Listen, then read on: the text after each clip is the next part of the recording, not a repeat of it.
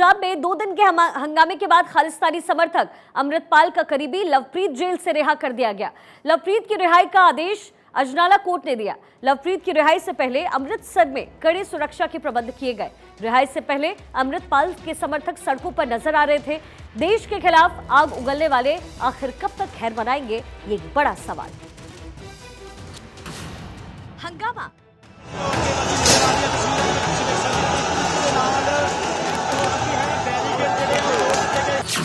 हथियार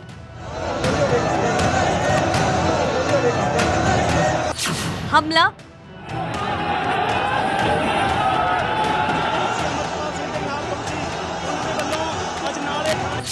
और आदेश। पालकी साहिब का सहारा, बच गया खालिस्तानी समर्थक। देश और प्रदेश के खिलाफ जहर उगलने वाले खालिस्तानी समर्थक अमृतपाल के करीबी लवप्रीत को पुलिस ने आखिर रिहा कर दिया। लेकिन लवप्रीत की रिहाई से पहले खालिस्तानी समर्थकों ने अमृतसर में जमकर तांडव किया।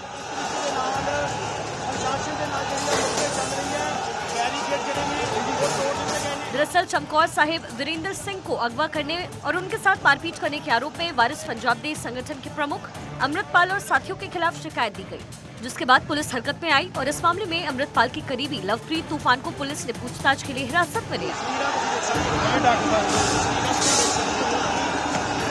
तूफान की गिरफ्तारी के बाद अमृतपाल के समर्थकों ने थाने पर कब्जा कर लिया। खालिस्तानी समर्थक अमृतपाल की साथी की गिरफ्तारी का विरोध कर रहे थे।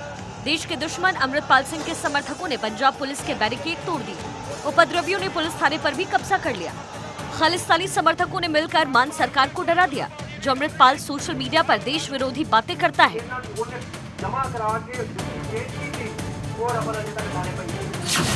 गुरदासपुर के रहने वाले लवप्रीत तूफान को अमृतपाल सिंह का राइट हैंड माना जाता है। अमृतपाल खालिस्तानी समर्थक है और वो साफ तौर पर कहता है कि खालिस्तानी आंदोलन को उनकी तरफ से शांतिपूर्ण तरीके से आगे बढ़ाया जा रहा है। अमृतपाल ने लाल किला हिंसा के आरोपी और दिवंगत एक्टर दीप सिद्धू के संगठन वारिस पंजाब दे की कमान संभाली। लवप्रीत के खिलाफ किडनैपिंग, मारपीट और कई ऐसे मामले दर्ज हैं। लवप्रीत की रिहाई के लिए अजनाला थाने पहुंचे खालिस्तानी समर्थकों ने जमकर तांडव किया। पुलिस के मुताबिक इन उपद्रवियों को खदेड़ने के लिए पंजाब पुलिस के 6 जिलों के जवान तैयार थे, लेकिन अमृतपाल ने पालकी साहिब का सहारा लिया, जिसके चलते पुलिस को पीछे हटना पड़ा। श्री गुरु ग्रंथ साहिब की बेअदबी ना हो, इसलिए पुलिस वाले रास्ते से किनारे होते गए। अमृतपाल को पालकी साहिब थाने ले जाने की लोगों ने निंदा भी की। वहीं अमृतपाल देश के गृह मंत्री अमित शाह को भी अपशब्द कह चुका है, साथ ही कई बार देश के खिलाफ जहर उगल चुका है। खालिस्तानी समर्थक अमृतपाल ने दीप सिद्धू की मौत के बाद सितंबर 2022 में वारिस पंजाब दे की कमान संभाली। उसका जन्म 1993 में अमृतसर के जल्लूपुर खेड़ा में हुआ। 12वीं की पढ़ाई के बाद 2012 में वो दुबई चला गया। 29 साल की उम्र में वो वापस लौटा। फरवरी 2022 में दीप सिद्धू की हादसे में मौत हो गई, जिसके बाद वारिस पंजाब दे को कमान संभालनी पड़ी। अमृतपाल सिंह हाल ही में अपने विवादित बयान के बाद सुर्खियों में है। पंजाबी एक्टर दीप सिद्धू की बरसी पर अमृतपाल ने मोगा के बुद्ध सिंह वाले गांव में विवादित बयान दिया। इस दौरान अमृतपाल ने मंच से केंद्रीय गृह मंत्री अमित शाह को धमकी दी। अमृतपाल ने कथित तौर पर इस दौरान कहा कि जो इंदिरा गांधी के साथ हुआ वही करेंगे। साथ ही उसने कहा था कि पंजाब का बच्चा बच्चा खालिस्तान की बात करता है। इस धरती के हम हकदार हैं क्योंकि हमने यहाँ राज किया। इससे कोई हमें पीछे नहीं हटा सकता। सारी दुनिया की फौज आकर भी कहे तो हम अपना दावा नहीं छोड़ेंगे। दीप सिद्धू की बरसी पर उसने कहा कि दीप सिद्धू ने जरनैल सिंह भिंडरावाले के रास्ते पर चलते हुए भारत की हुकूमत से टक्कर ली थी। पंजाब में उठ रहे खालिस्तानी समर्थन के सुर पर सवाल उठ रहे हैं। एक के बाद एक खालिस्तानी सोच के लोग राज्य में सिर उठा रहे हैं। अब ऐसे में देखने वाली बात ये होगी कि थाने पर कब्जा करने वाले उपद्रवियों के खिलाफ मान सरकार क्या कदम उठाती है। Bureau report, Bharat 24। और चलिए हम खबरों के सिलसिले में आगे बढ़े, बात करें मध्य प्रदेश की। मध्य प्रदेश में विधानसभा चुनाव साल के आखिर में होने की संभावनाएं हैं, लेकिन उससे पहले बीजेपी फुल एक्शन में है। केंद्रीय गृह मंत्री अमित शाह 2 दिन के दौरे पर मध्य प्रदेश पहुंचे। विंध्य इलाके में दम दिखाया, साथ ही कोल समाज को साधा और साथ ही साथ कार्यकर्ताओं में जोश भरते भी नजर आए।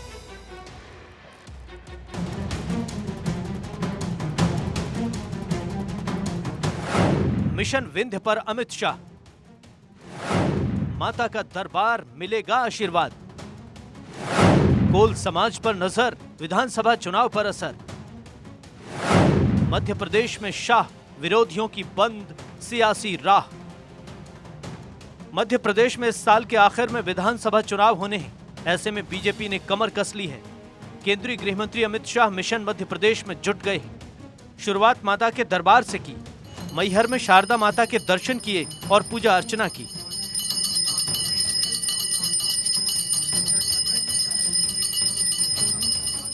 अमित शाह का यह दौरा काफी अहम माना जा रहा है। भारत माता की। क्योंकि इस दौरान वे कोल समाज के बीच गए। कोल जनजाति महाकुंभ में शिरकत की। मध्य प्रदेश के विंध्य इलाके में कोल समाज की अच्छी आबादी है। ऐसे में इस दौरे से अमित शाह ने आदिवासी वर्ग को साधने की कोशिश की। 2014 के अंदर तब मोदी जी ने पहले भाषण में कहा था कि मेरी सरकार आदिवासियों की सरकार है, दलितों की सरकार है, पिछड़ों की सरकार है और गरीबों की सरकार है।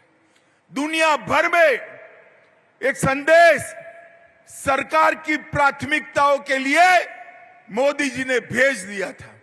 और आज 9 साल बाद पीछे मुड़कर देखते हैं तो मोदी जी ने अपने बोली हुई एक एक बात को न केवल सच साबित किया, इसको जमीन पर उतारने का काम किया है। एमपी के महाकौशल और विंध्य इलाके को बीजेपी अपना गढ़ मानती रही है, लेकिन निकाय चुनाव में बीजेपी को नुकसान का सामना करना पड़ा। और तो और पहली बार विंध्य क्षेत्र को मध्य प्रदेश के मंत्रिमंडल में स्थान नहीं मिला। ऐसे में लोगों की नाराजगी देखी जा रही है और इस नाराजगी को दूर करने के लिए अमित शाह जुट गए हैं। सतना में कोल जनजाति महाकुंभ से अमित शाह ने एक तीर से 2 निशाने साधे। एक तो विंध्य इलाके की नाराजगी को दूर करने की कवायद और दूसरा कोल समाज को साधना। मध्य प्रदेश की तीसरी सबसे बड़ी अनुसूचित जनजाति है कोल जनजाति। रीवा, सतना, शहडोल, सीधी पन्ना और सिंगरौली में अच्छी खासी आबादी है। कोल जनजाति अपना संबंध राम भक्त शबरी माता से मानते हैं।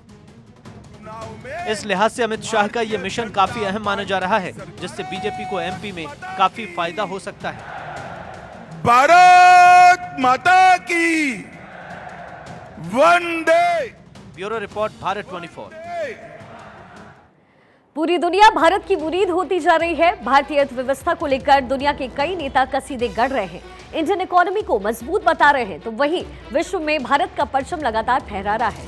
भारतीयों का डंका बज रहा है। जी हाँ, इसमें नया नाम जुड़ गया है अजय बंगा का, जिन्हें अमेरिकी राष्ट्रपति ने वर्ल्ड बैंक के चीफ के लिए नॉमिनेट किया है।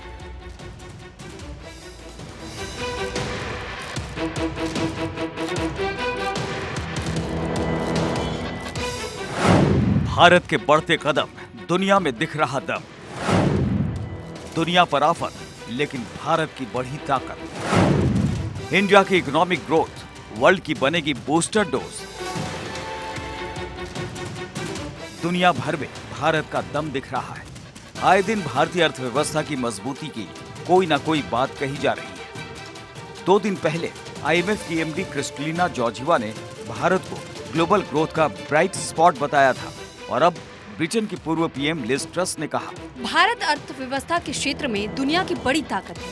आज दुनिया के तमाम देश भारत की आवाज सुनते हैं। दुनिया को भारत नई दिशा दिखा सकता है। इंडियन इकोनॉमी पूरे विश्व में उम्मीद की सबसे बड़ी किरण दिखाई दे रही है, जिसका लोहा महाशक्तियां भी मान रही हैं। न केवल भारतीय अर्थव्यवस्था बल्कि भारतीय दिग्गजों की भी पूछ बढ़ गई है। दुनिया में भारतीय प्रतिभा का परचम, विश्व में राष्ट्र का अलग जगाते भारतीय, अब वर्ल्ड बैंक में एक भारतीय का दबदबा। अपनी काबिलियत की बदौलत भारतवंशी देश का झंडा बुलंद कर रहे हैं, दुनिया में देश का अलग जगा रहे हैं। आए दिन कोई न कोई भारतीय दुनिया की बड़ी कंपनियों का सीईओ बन रहा है। और अब इस फहरिस्त में एक नया नाम जुड़ गया है।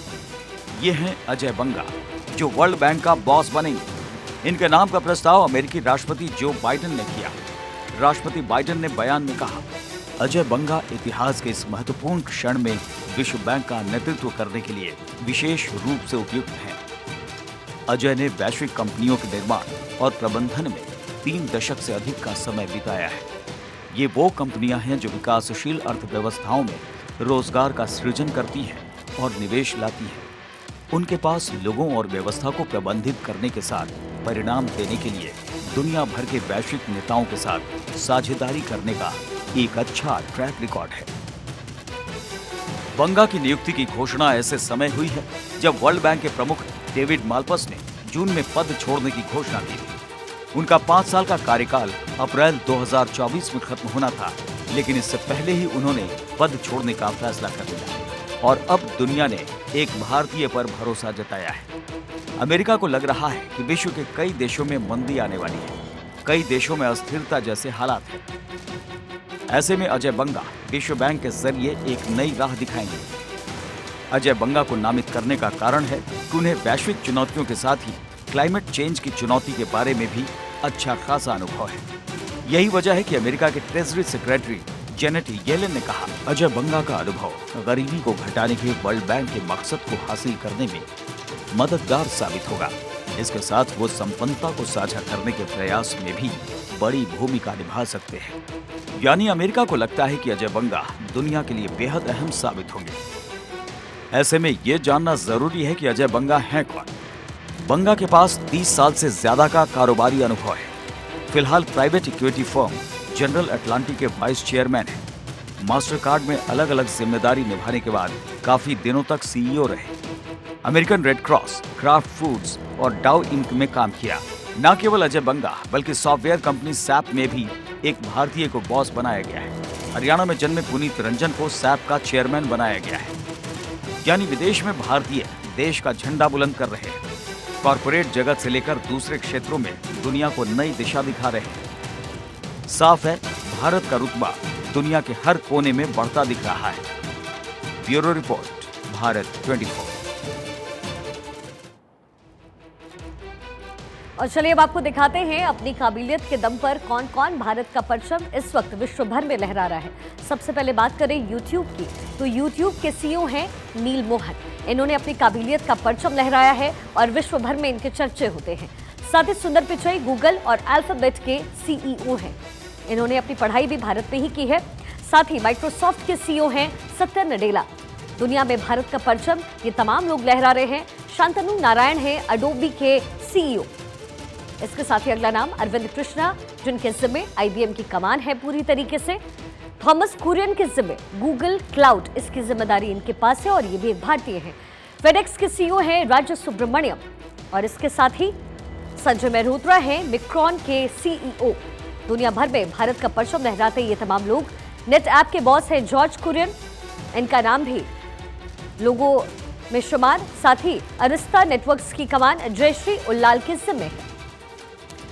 पालो अल्टो नेटवर्क्स के CEO हैं निकेश अरोड़ा, इनका नाम भी इस लिस्ट में शुमार। स्टारबक्स के बॉस हैं लक्ष्मण नरसिम्हन। तो दुनिया में भारत का परचम ये तमाम लोग लहरा रहे हैं और इनकी जमकर तारीफ भी भारत और साथ ही विश्व भर में की जाती है।